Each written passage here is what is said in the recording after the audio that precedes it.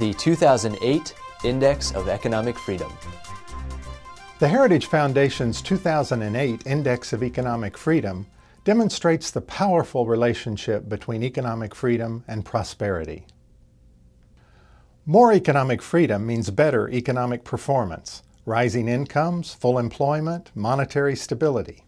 But these are means to an end. Economic research confirms that higher incomes lead to lower infant mortality, longer, healthier lives, and a sharp reduction in poverty. Economic freedom works everywhere in the world, in every cultural context. For the first time ever, a sub-Saharan African country, Mauritius, ranks as one of the 20 freest countries in the world. By contrast, where economic freedom is threatened, prosperity is hard to maintain, even in an oil-rich country like Venezuela, which suffered one of the worst declines in freedom this year. The United States scored well in this year's index, but it's only the 5th freest economy in the world.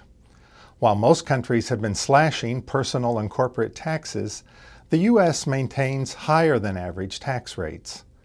America's political parties have been unwilling or unable to curb growing government expenditures and entitlement programs.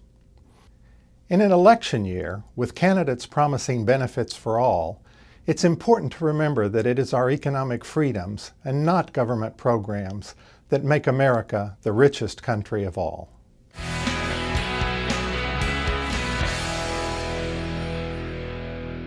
For more information, log on to heritage.org.